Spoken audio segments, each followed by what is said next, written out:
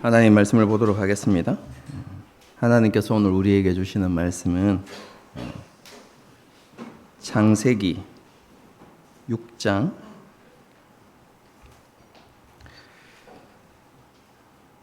11절부터 7장 1절까지입니다.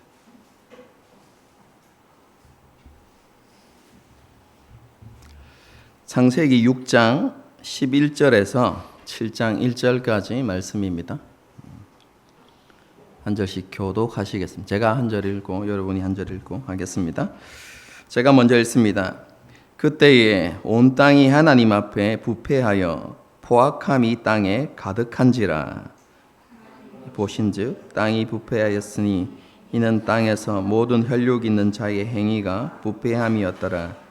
하나님이 노아에게 이르시되 모든 혈육 있는 자의 포악함이 땅에 가득함으로 그 끝날이 내 앞에 이르렀으니 내가 그들을 땅과 함께 멸하리라.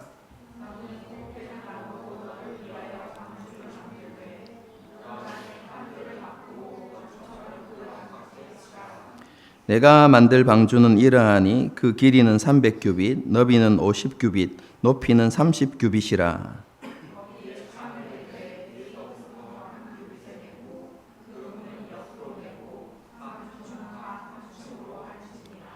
내가 홍수를 땅에 일으켜 무릇 생명의 기운이 있는 모든 육체를 천하에 멸절하리니 땅에 있는 것들이 다 죽으리라.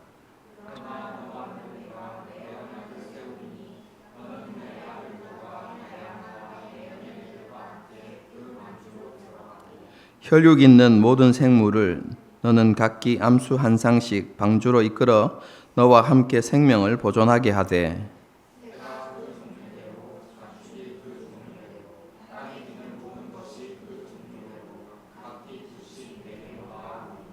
그 생명을 보존하게 하라. 너는 먹을 모든 양식을 내게로 가져다가 저축하라. 이것이 너와 그들의 먹을 것이 되리라.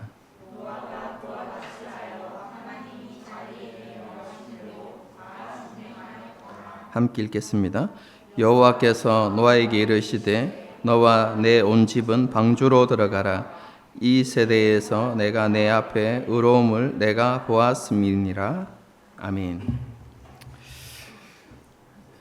에녹은 무두셀라를 낳은 후에 300년간 하나님과 동행하며 하나님의 길을 예비하는 그런 삶을 살았습니다. 에녹은 하나님께서 세우신 창조 질서를 깨뜨리고 경건하지 않는 삶을 살아가고 악한 말로 하나님을 대적했던 그 시대 사람들에게 하나님의 진노와 심판에 대한 메시지를 선포했습니다. 성경은 그때의 세상을 이렇게 표현했습니다. 사람의 죄악이 세상에 가득함과 생각하는 모든 계획이 항상 악할 뿐임을 보시고, 성경이 말하는 바는요, 인간의 행위만 악했던 것이 아니라 그 마음과 생각까지 항상 악했다라고 그렇게 말씀합니다. 이것은 인간의 타락이 간헐적이고 일시적인 것이 아니라 만성적이었다라는 것을 표현하는 것입니다. 쉽게 말해서 사람과 죄가 하나가 되었다라는 의미입니다. 오늘 본문에서도 온 땅이 하나님 앞에 부패하여 포악함이 땅에 가득했다라고 이렇게 말씀하고 있습니다. 굉장히 재미있는 표현입니다. 우리 한글로는 잘 드러나지 않지만 원어를 보게 되어지면 굉장히 재미있는 표현이고 모세가 언어 유희를 통해서 전달하고자 하는 메시지가 있습니다. 여기에서 온 땅이 부패하였다라고 이렇게 표현하는데요. 정확한 의미는 온 땅이 황폐하였다입니다. 여러분, 이 황폐하다라는 것은 창세기 1장 2절에 나와 있는 물이 온 땅을 덮고 있는 모습과 같은 의미를 표현한 것입니다. 온 땅이 혼돈과 공허, 어둠과 죽음으로 가득했다라는 표현이 곧 온 땅이 황폐했다라는 표현입니다. 그럼 땅이 왜 이렇게 황폐해졌습니까? 그럼 그것은 12절을 보게 되면요, 땅에 사는 모든 사람이 황폐했기 때문이다 이렇게 표현합니다. 한글 번역에는요, 사람들의 행위가 부패했다라고 되어 있는데 원어로 정확하게 표현하면 온 땅의 사람들이 황폐했기 때문에 그 땅도 황폐해졌다 이렇게 이야기하는 것입니다. 사람의 행위가 황폐하다는 것은 11절과 13절에 나와 있는 것처럼 그들의 삶이 포악함으로 가득했다, 그렇게 했기 때문이다 이렇게 이야기합니다. 여러분, 포악하다 무슨 의미죠?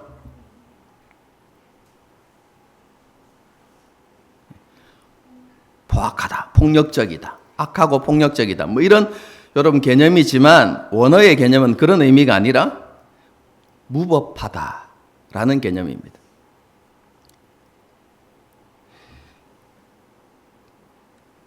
온 땅을 살아가는 세상 사람들이 어떻게 살아갔다고요? 무법한 삶을 살아갔기 때문에 그 땅이 황폐해졌다라고 말씀합니다. 여러분, 여기에서 무법하다는 의미가 무엇이겠습니까? 하나님의 창조 질서대로 살지 않았다는 것입니다. 하나님께서 주신 법이 있는데 하나님께서 살아가는 삶의 원리를 우리 가운데 말씀해 주셨는데 그 하나님의 질서와 하나님의 법을 따라 살지 않고 하나님이 말씀하신 것, 그리고 하나님께서 원하시는 모습과 정반대의 삶을 살았다라는 표현입니다. 여러분, 그것이 포악하게 살았다라는 말입니다. 지난 시간에 언급한 것처럼 여러분, 인류는 어떤 삶을 살아야 됩니까? 하나님께서 하와를 지을 때 돕는 배필로 지었죠.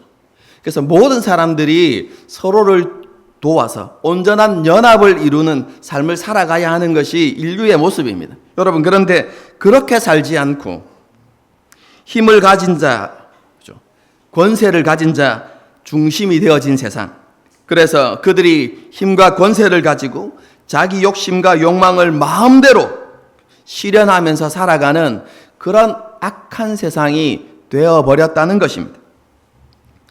그래서 하나님께서 어떤 결단을 내리십니까? 그 땅을 황폐하게 만들겠다 이렇게 말씀하십니다. 계속해서 똑같은 표현이 반복되죠. 그죠? 13절을 보게 되어지면 내가 그들을 땅과 함께 멸하리라 이렇게 되어 있는데 여러분, 정확한 원문에 따르면 정확하게 하나님께서 사람과 그 땅을 황폐하게 만들겠다라고 이렇게 선언하시는 것입니다. 이것은 물이 온 땅을 덮고 있었던 창조 이전의 모습으로 되돌리시겠다라는 의미입니다, 여러분. 왜 하나님께서 세상을 이렇게 심판하십니까? 여러분, 그것은 사람의 죄악과 타락이 너무 크고 깊었을 뿐만 아니라 그들이 회개하고 돌이키기를 거절했기 때문입니다. 끝까지 하나님께로 돌아오지 않았기 때문입니다. 지난 시간에 말씀드렸죠. 하나님께서 얼마 동안 인내하셨다고요? 약 1000년의 세월 동안 하나님께서 참으셨습니다. 그냥 참으신 것이 아니라 하나님의 뜻이 무엇인지를 분명하게 나타내셨죠. 돌이키지 않으면 내가 땅을 어떻게 하겠다고요? 황폐하게 하겠다. 하나님의 진노와 하나님의 심판을 이 땅에 쏟아내겠다. 하나님께서 그렇게 말씀하셨음에도 불구하고 끝까지 사람들이 회개하고 돌이키지 않았다는 것입니다. 여러분, 그것이 심판의 이유입니다. 하나님께서 극약 처방을 한 가지 내리시죠. 무엇입니까? 에녹을, 살아있는 에녹을 하나님께서 데려가신 것입니다. 이것을 통해서 하나님께서 무엇을 보여주시고자 했습니까? 에녹을 통해서 선포되어진 그 메시지, 그 경고의 메시지, 하나님께서 이 땅을 황폐케 하실 것이라는 그 경고의 메시지가 단순히 사람의 생각에서 나온 것이 아니라 하나님의 말씀이고 하나님의 뜻이고 반드시 이루어질 것이라는 것을 그 놀라운 사건을 통해서 하나님께서 사람들에게 보여주신 것입니다. 아까도 이야기했지만 사람들에게 극약 처방을 내리신 것입니다. 그런데 사람들이 그것을 보았음에도 불구하고 그리고 하나님의 메시지를 들었음에도 불구하고 끝까지 죄악의 길에서 돌이키지 않았기 때문에 하나님께서 어떻게 결심하셨다고요? 세상을 멸하시기로 결심하셨는데 그것은 무슨 의미라고 지난 시간에 말씀드렸죠? 처음부터 다시 시작하겠다 라는 의미라고 제가 지난 시간에 말씀드렸습니다. 창세기 1장을 여러분 다시 떠올려 보십시오. 하나님께서 어떻게 이 땅에 안식을 가져오셨습니까? 안식을 가져오시기 이전에 세상이 어떤 세상이었죠? 혼돈과 공허, 파괴와 어둠과 죽음으로 가득한 세상이었습니다. 여러분, 그런데 하나님께서 그 공허와 혼돈, 파괴와 어둠과 죽음을 하나씩 제거하시면서 결국 이 땅에 안식을 만드신 이야기가 창세기 1장의 이야기라고 말씀드렸죠. 하나님께서 똑같은 일을 행하시겠다는 것입니다. 이 땅을 혼돈하고 공허하고 파괴와 어둠과 죽음으로 가득하게 만드는 그 악을 제거하심으로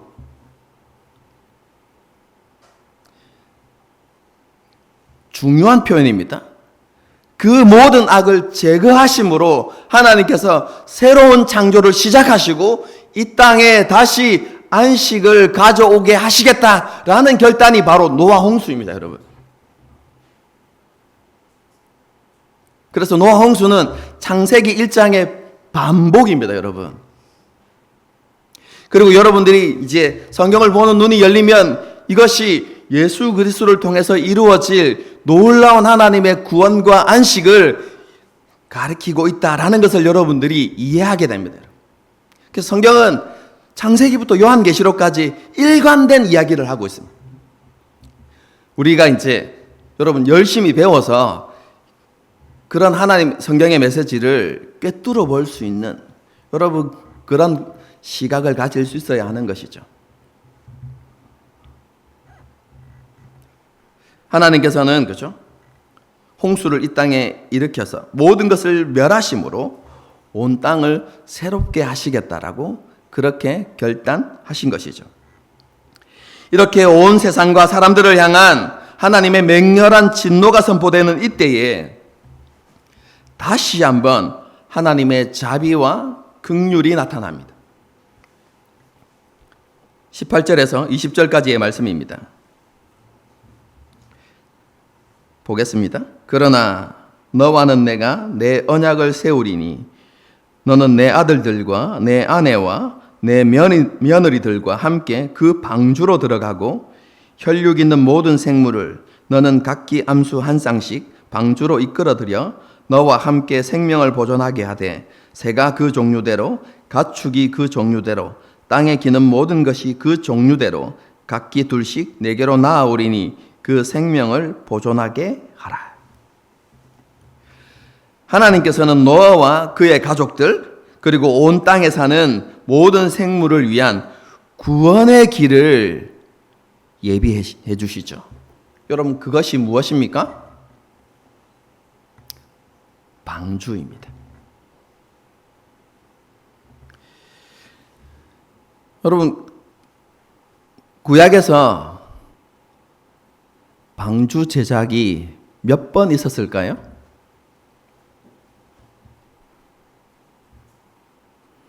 목사님, 그런 걸 물어보고 한 번 아닙니까? 이렇게 여러분 쉽게 생각하겠지만 구약의 방주 제작은 2번 있었습니다. 첫 번째는 노아가 만들었습니다. 두 번째는 누가 만들었을까요? 모세의 어머니가 만들었습니다.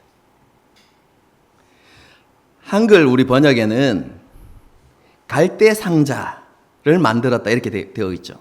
여러분, 그런데 원문을 딱 보면 갈대 상자라고 되어 있지 않고 오늘 본문에서 사용되고 있는 이 방주를 가리키는 그 단어가 사용되고 있습니다.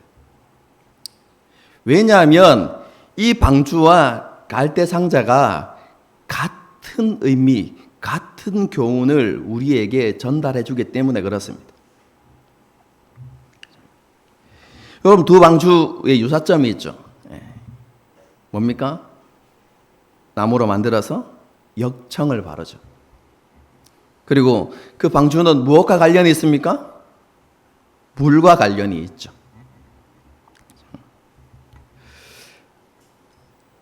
구약 성경에서 물은 어떤 의미를 가진다고 했습니까? 창세기 1장 2절에서 물은 파괴와 죽음의 상징이다. 파괴와 죽음을 가져오는 그런 두려움의 상징이라고 제가 이렇게 말씀을 드렸죠. 그 물로부터 온전한 구원을 위해서 뭘 바릅니까? 물이 새지 않도록 역청을 바르죠. 그죠? 물로부터 구원받는 것입니다. 그것이 모세의 이름에 담겨 있죠. 여러분, 모세라는 이름의 의미가 뭐죠? 출애굽기 2장을 보게 되어지면 애굽의 공주가 물에서 건져내었으므로 그의 이름을 모세라 하였다라고 정확하게 표현하고 있어요. 여러분, 그래서 모세의 이름의 의미는 건져내다입니다. 그런데 건져냈는데 사건과 연관시키면 어디에서 건져냈습니까? 물에서 건져낸 겁니다. 그래서 모세는 물에서 건진 그 이름, 그 사건을 그 이름에 담았다. 이렇게 생각하시면 되겠습니다. 이처럼 방주는 어떤 곳입니까? 온 세상을 파괴하고 혼돈하게 하고 공허하게 하고 그리고 죽음으로 가득하게 하는 무엇으로부터요? 물로부터의 구원입니다. 이것이 신약으로 넘어오게 되어지면 우리를 파괴하고 우리를 죽음으로 이끌어가는 무엇으로부터요? 죄로부터 우리를 구원하는 개념이 이 속에 담겨져 있는 것입니다. 여러분, 그렇다면 절대적으로 안전한 피난처이고 구원의 장소인 이 방주는 무엇을 의미할까요?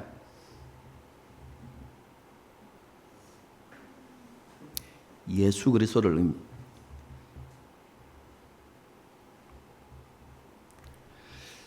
참 성전이신 예수 그리스도를 상징적으로 보여주는 것입니다.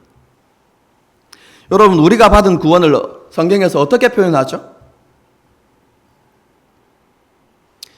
특히 요한복음이 우리에게 그것을 잘 보여주는데요. 우리의 구원은 예수 그리스도 안으로 들어가는 것입니다.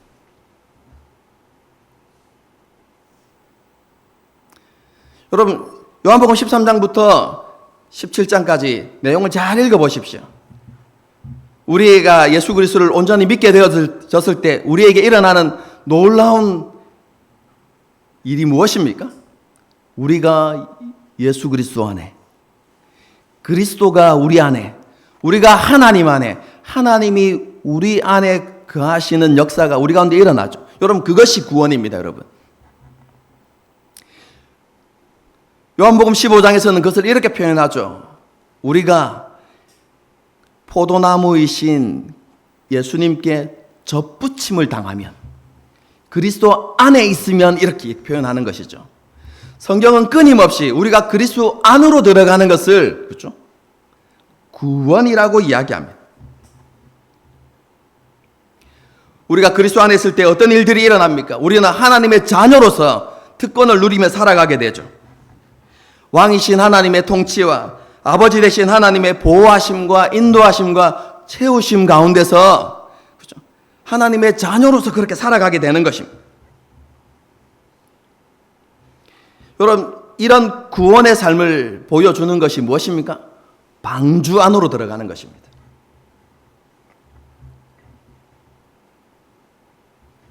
방주 안에서 노아와 그의 가족이 구원을 얻게 되는 것은 하나님께서 저와 여러분에게 주신 이 구원을 그림 언어로 보여주고 있는 것입니다.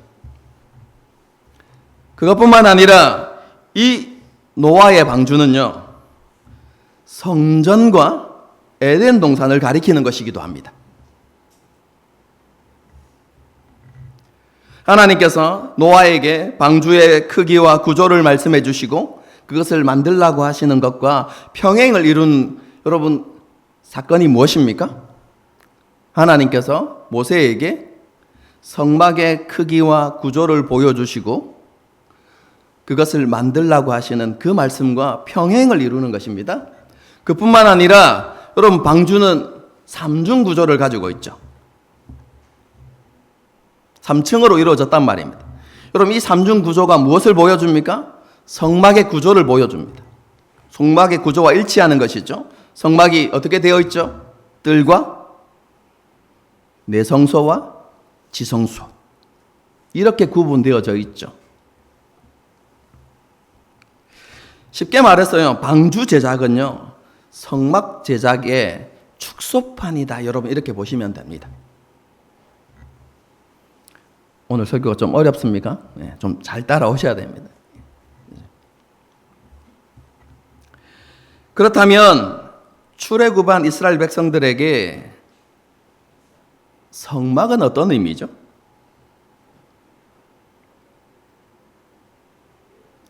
여러분 그것은 왕이신 하나님께서 이스라엘 백성들과 함께 하신다는 것을 보여주는 것이었습니다.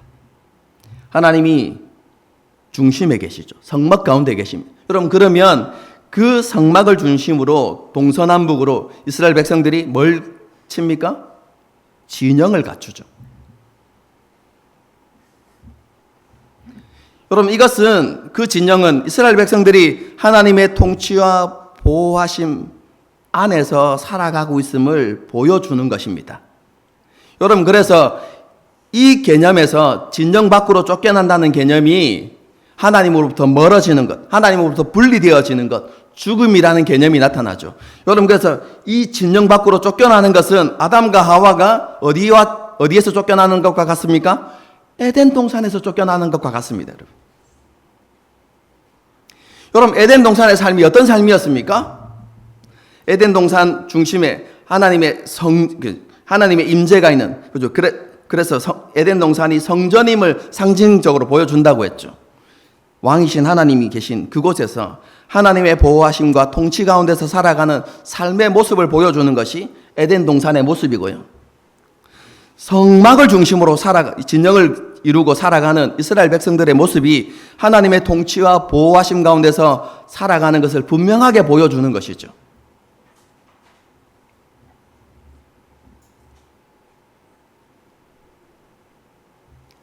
방주의 삶도 그것을 똑같이 보여주는 것입니다.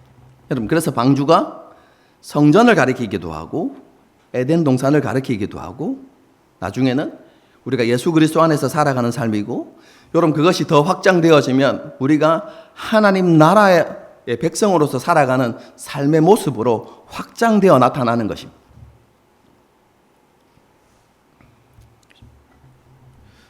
그런데 왜 하나님께서 이런 은혜를 노아와 그의 가족들에게만 허락해 주셨을까요? 이유가 무엇입니까? 7장 1절을 보겠습니다. 여호와께서 노아에게 이르시되 너와 내 온 집은 방주로 들어가라. 이 세대에서 내가 내 앞에 의로움을 내가 보았음이니라. 이렇게 되어 있습니다. 하나님께서 노아와 그의 가족들에게 방주에 들어가게 되는 은혜를 주신 이유가 무엇입니까? 오늘 설교 제목이죠. 하나님께서 노아의 의로움을 보셨기 때문입니다. 여러분 노아의 의로움이 무엇일까요? 여러분 많은 학자들이요, 노아의 의로움은 노아의 의로운 행동이라고 많이 이야기합니다. 그리고 그 대표적인 행동을 그죠? 행위를 뭐라고 이야기합니까? 약 100년의 세월 동안 만들었던, 방주를 만들었던 그 행위라고 말하는 것이죠. 노아의 행위가 하나님 앞에 온전했고 그 행위로 말미암아서 하나님께서 노아와 그의 가족을 방주에 들어갈 수 있게 해주셨다는 것입니다. 여러분, 그러면서 그 주장의 근거를 6장 9절로 제시합니다. 6장 9절을 보겠습니다. 이것이 노아의 족본이라. 노아는 뭐라고요? 의인이요. 그 다음에 당대의 어떤 사람이요? 완전한 자라. 그는 하나님과 동행하였으며, 이렇게 되어 있죠. 노아는 하나님 앞에 의인이었고 그 시대에 완전한 자였다는 것이죠. 의인으로서 완전한 삶을 살면서 하나님과 동행했다라는 것이 그들의 주장입니다. 여러분, 어떻게 생각하십니까? 여러분, 이런 주장에 휘둘리지 않으려면 여러분 교리를 배우셔야 돼요.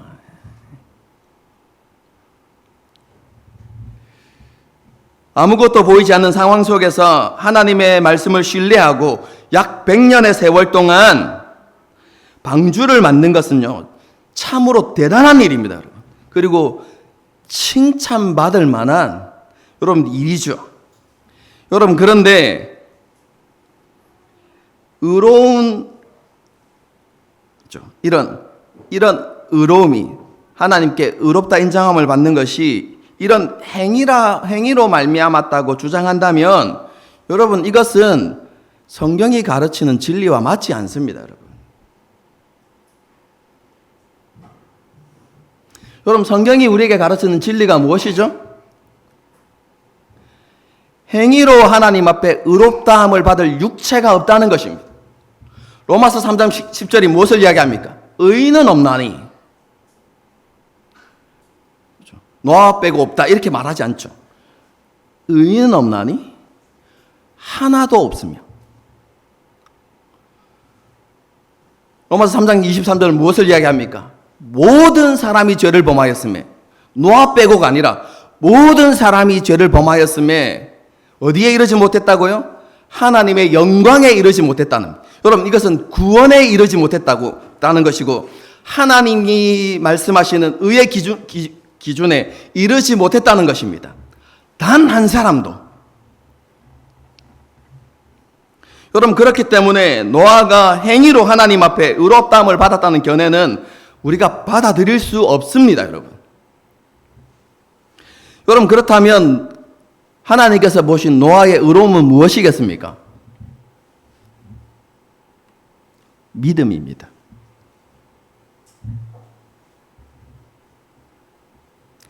여러분, 그 시대에 존재했던, 살아갔던 그 모든 사람들이 경고의 메시지를 들었습니다. 하나님의 진노와 심판의 메시지를 들었습니다. 그런데 아무도 그 메시지를, 그 하나님의 말씀을 믿지 않았습니다. 오직 한 사람, 누구요? 노아만이 그 말씀을 믿었습니다, 여러분. 그것이 하나님 보시기에 의로운 것이었습니다.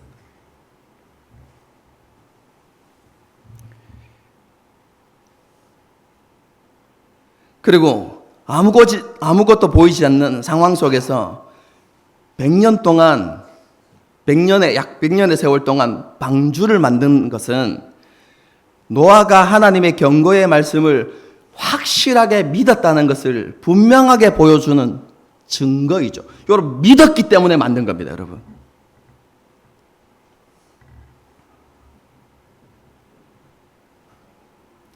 여러분, 이런 믿음이 있었기 때문에 노아는 당대의 완전한 자로서 하나님과 동행하는 삶을 살았습니다. 여러분, 여기에서 완전한 자, 어떤 의미겠습니까? 노아는 죄를 짓지 않는 완전 무결한 사람이었다. 그런 의미가 전혀 아닙니다, 여러분. 여기에서 완전하다라는 의미는요, 흠이 없다 혹은 정결하다라는 의미입니다. 어디에서 사용되는 단어냐면 제사와 관련된 단어입니다. 여러분, 하나님 앞에 제물을 드릴 때 그 제물은 어떤 제물이어야만 합니까? 흠이 없고 깨끗한 제물이어야만 합니다. 그래야만 하나님께 드려질 수 있죠. 여러분, 제물뿐만 아니라 사람도 마찬가지입니다.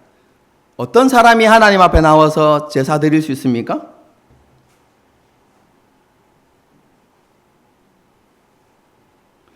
죄가 없는 사람이 아닙니다. 정결한 사람, 흠이 없고 정결한 사람입니다. 이걸 다르게 표현하면 부정하지 않은 사람이 하나님 앞에 나올 수 있습니다. 여러분, 죄를 지은 사람은 어떻게 하나님 앞에 나갈 수 있습니까? 속죄제를 하나님께 드리면 됩니다, 여러분. 죄가 있기 때문에 하나님 앞에 제사 드릴 수 없는 것이 아니라 회개하지 않기 때문에 제사 못 드리는 겁니다. 하나님 앞에 죄를 지은 사람은 어떻게 하나님 앞에 제사 드릴 수 있습니까? 속죄 제사를 드림으로 하나님 앞에 제사 드릴 수 있었어요.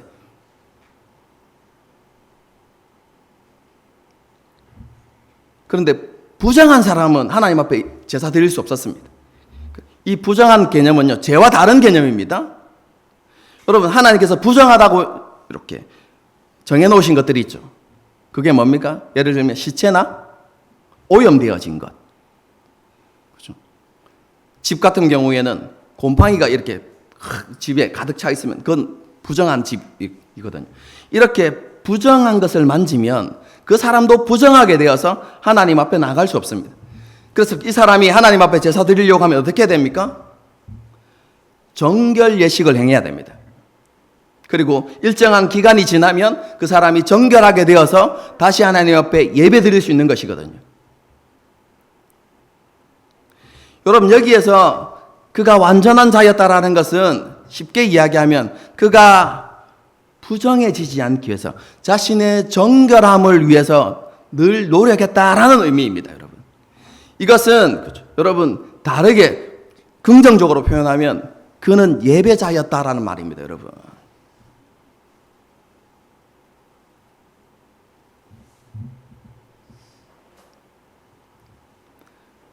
노아는요, 그 시대의 가치관과 문화에 물들지 않도록, 부정해지지 않도록 스스로를 구별하였고, 그리고 끊임없이 하나님 앞에 무엇을 하는 삶을 살았다고요? 예배하는 삶을 살았다는 것입니다. 그 시대 모든 사람들이 하나님을 무시하고 무법한 자의 삶을 살았습니다.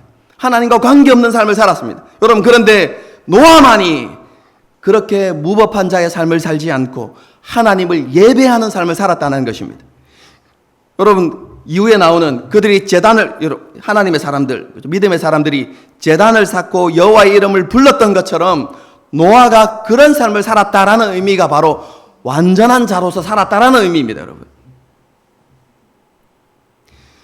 여러분, 그렇게 살면서 어떻게 해요? 하나님과 동행했죠.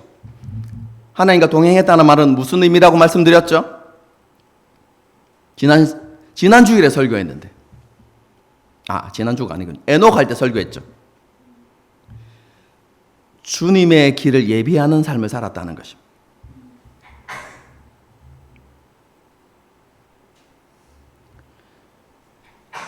하나님과 관계없는 무법한 삶을 살아가는 세상과 사람들을 향하여서 하나님의 진노와 심판의 메시지를 전하면서 회개하고 돌아오라는, 여러분, 그런 메시지를 전하는 삶을 살았다는 것이죠. 자신은 구별된 삶을 살면서 그런 메시지를 세상 가운데 전하고 살았던 삶, 여러분, 그것이 바로 완전한 자로서 하나님과 동행하는 삶을 살았던 노아의 모습이었던 것이죠. 그럼 이 모든 것들이 무엇을 증명해 줍니까? 노아의 믿음을 증명해 주는 것입니다. 하나님을 믿었고 하나님의 말씀을 신뢰했다는 것이죠. 하나님께서는 이런 노아의 믿음을 보시고 그를 의롭다 인정해 주시고 방주에 들어갈 수 있는 은혜를 주신 것입니다. 오직 믿음으로 의롭다 하심을 받게 된 것입니다. 그렇죠?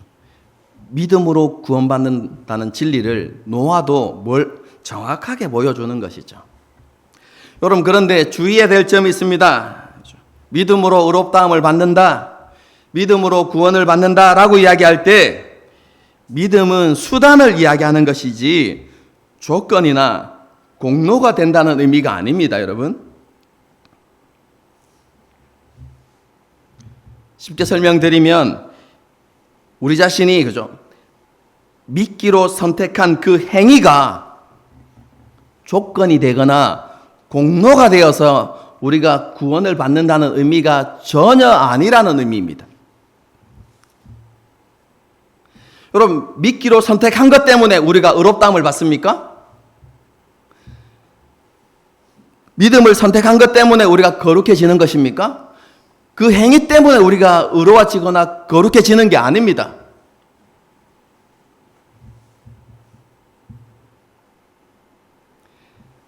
우리가 어떻게 의로워지고 거룩해지죠? 하나님께서 이미 예수님을 통해서 그죠? 완성하신 그 의를 우리 가운데 덧입혀 주심으로 우리가 의로워지고 거룩해지는 것이죠. 여러분, 이것을 위해서 예수님께서 어떻게 살아가셨습니까? 이 땅에서 완벽한 순종의 삶을 사셨습니다. 하나님의 율법에 온전히 순종하는 삶을 사시고 완전한 의를 이루셨죠. 예수님은 하나님 보시기에 완전한 의인이셨습니다. 그리고 우리의 죄를 대신해서 십자가 위에 죽으심으로 모든 죄의 문제를 이미 해결하셨습니다. 예수님의 의로움과 죄 용서가 이미 완성되어져 있습니다. 여러분, 그런데 그 의로움과 죄 용서를 어떻게 받습니까? 믿음이라는 통로를 통해서 받는 것입니다. 믿음이라는 수단을 통해서 하나님께서 우리에게 주시는 것입니다. 하나님께서 완성해내 오신 구원을 믿음이라는 통로를 통해서 우리에게 주시는 것이죠. 여러분, 그런데 성경이 무엇을 이야기합니까? 그 믿음조차도 하나님께서 우리에게 주시는 선물이라고 이야기하죠. 여러분, 그렇기 때문에 구원은 오직 하나님의 은혜이고 하나님의 선물입니다. 여러분, 그렇기 때문에 행위로 구원받을 수 있는 사람이 없는 것이죠. 오직 믿음으로 하나님께서 주시는 은혜이고 선물인 것입니다. 이것이 믿음으로 의롭다 하심을 받는다, 믿음으로 구원받는다는 것의 정확한 의미입니다. 저와 여러분은 이 하나님의 은혜로 예수님 안에 거하게 된 사람들입니다. 예수님과 온전한 연합을 누리게 되었다는 것입니다. 누구를 통해서요? 성령님을 통해서. 성령님이 우리 안에 내주하심을 통해서 예수님과 우리가 온전한 연합을 이루게 된 것입니다. 여러분, 그래서 지난 시간에 성령의 오심이 은혜이고 복이다고 제가 지난 시간에 말씀을 드렸죠. 예수님과 우리가 성령님을 통해서 연합되는 순간 어떤 일이 벌어집니까? 예수님의 순종이 나의 순종이 되는 것입니다. 예수님의 의가 나의 의가 되는 것이죠. 뿐만 아니라 우리는 예수님의 부활에 함께 참여하게 됩니다.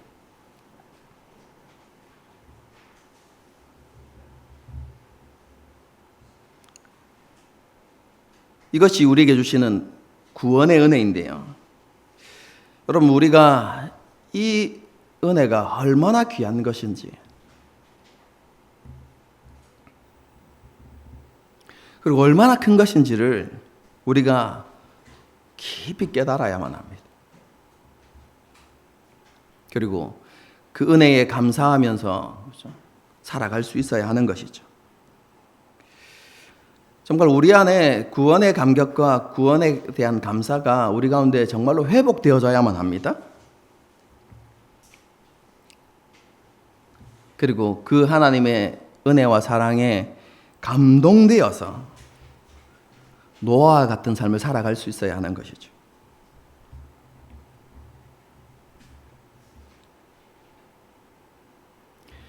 우리의 의지와 노력만으로 살아가는 게 아니라 하나님의 사랑에 강권되어서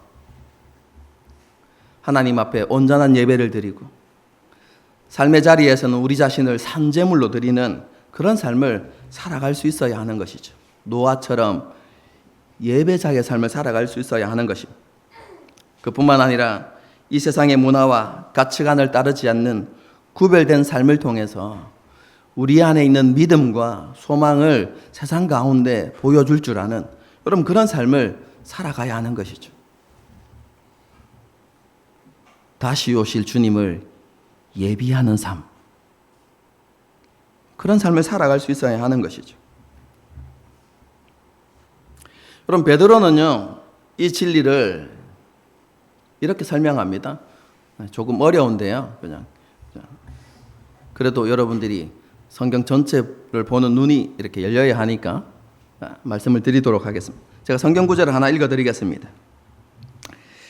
그들은 전에 노아의 날 방주를 준비할 동안 하나님이 오래 참고 기다리실 때에 복종하지 아니하던 자들이라. 하나님의 심판을 받았던, 그리고 음부에 내려가 있는 자들을 이야기하는 것입니다. 그렇죠?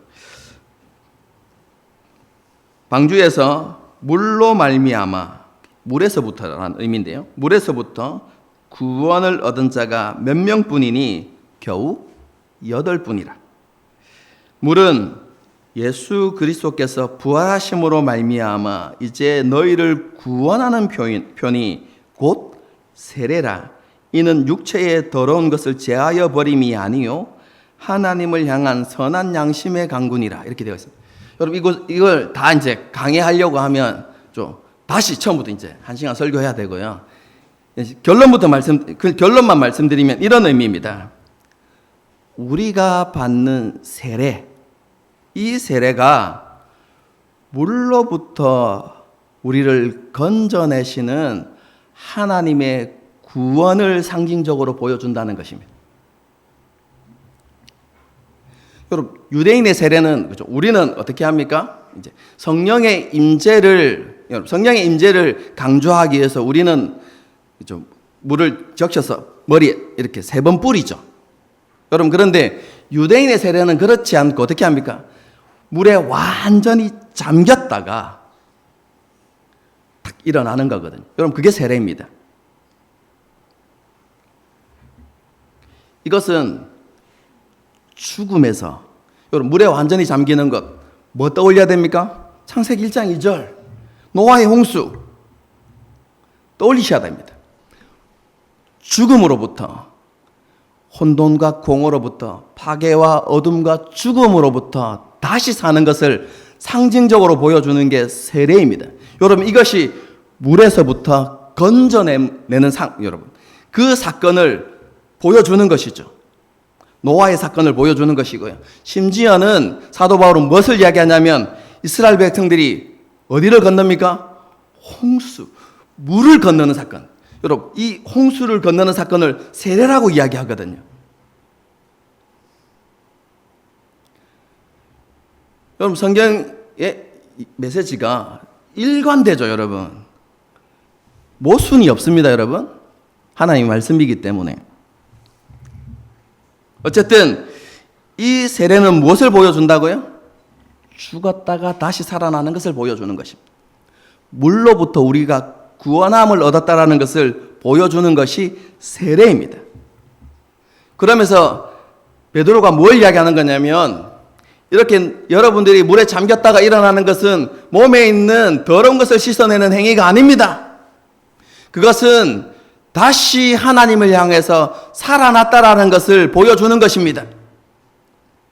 그리고 그렇게 세례를 받는다는 것은 이제 우리가 옛사람은 죽고 이제부터 하나님 앞에 우리 자신을 정결하게 드리겠다는 결단이고 신앙 고백이 바로 세례입니다. 여러분, 그렇게 세례를 받았습니다. 그렇기 때문에 앞으로 여러분은 어떻게 살아야 된다는 것입니까? 하나님께서 받으실 만한 깨끗하고 정결하고 구별되어진 그런 하나님의 사람들로서 살아가야 합니다 라고 이렇게 말씀하는 것이죠. 그런데 오늘 본문과 적용시키면요, 여러분 그것은 무엇입니까? 새로운 창조입니다, 여러분. 그래서 사도 바울이 뭐라고 이야기합니까? 우리가 옛사람이 죽고 여러분 다시 사는 것을, 거듭나는 것을 뭐라고 이야기합니까? 하나님께서 우리를 새롭게 창조하셨다. 그래서 너희가 새로운 피조물이 되었다라고 이렇게 이야기하는 것이죠.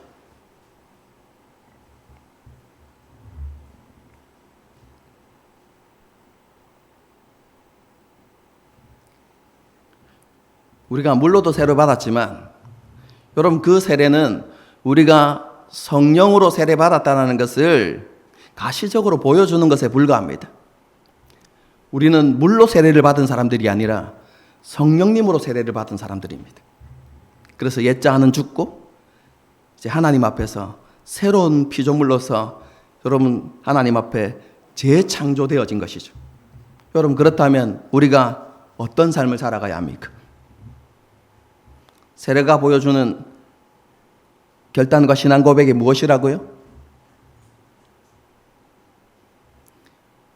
우리 자신을 깨끗함과 정결함으로 하나님 앞에 드리는 산제물로 드리는 그런 삶을 살겠다라는 표현이 바로 세례인 것입니다. 우리가 그렇게 살아가야 하는 것이죠. 여러분 그 삶을 누가 보여주었습니까? 노아가 보여주었다는 것입니다. 여러분 그런 노아의 삶을 살아가는 것이 우리의 믿음이 참된 믿음임을 증명하는 것입니다. 여러분 이것을 위해서 예수님께서 어떤 대가를 치르시는지 기억하십시오. 여러분 다시 우리 주님의 십자가 앞으로 나아가야 됩니다. 그리고 우리를 새롭게 창조하시기 위해서, 우리를 물로부터 구원하시기 위해서 예수님께서 황폐하게 되신 사건,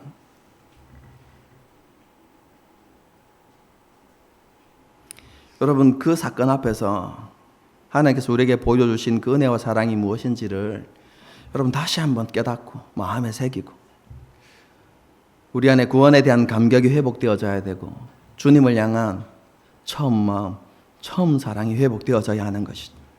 여러분 그래서 하나님 앞에서 믿음의 삶을 살고 순종의 삶을 살아가는 것이 억지로 하는 의무와 책임이 아니라 하나님의 은혜와 사랑에 강건되어진, 그래서 기쁨과 자원함으로 드리는 감사가 될 수 있도록 우리가 해야 되는 것이죠. 그럼 이것을 위해서 다시 한번 하나님 앞에 엎드리고 겸손하게 엎드리고 십자가 앞에서 구원의 감격, 구원에 대한 감사, 그리고 처음 마음과 처음 사랑을 회복하는 저와 여러분이 될 수 있기를 주님의 이름으로 축복합니다. 여러분 함께 찬양하고 잠시 기도하는 시간을 갖도록 하겠습니다.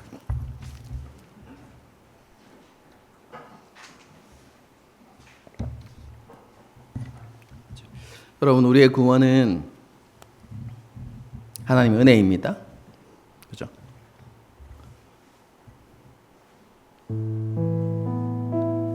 우리 행위로 받은 게 아닙니다, 여러분. 십자가 은혜와 사랑 때문에 우리가 받은 것인데요. 우리가 좀 기억하면서 그 주님의 죽으심과 그 예수님의 고난을 좀 기억하면서, 그렇죠? 그렇습니다. 하나님 구원이 오직 하나님께 있습니다. 구원이 하나님께서 우리에게 주신 선물입니다. 이 진리에 대한 온전한 깨달음이 있게 해주십시오. 그럼 그래서 우리 안에 정말로 구원의 감격이 살아나고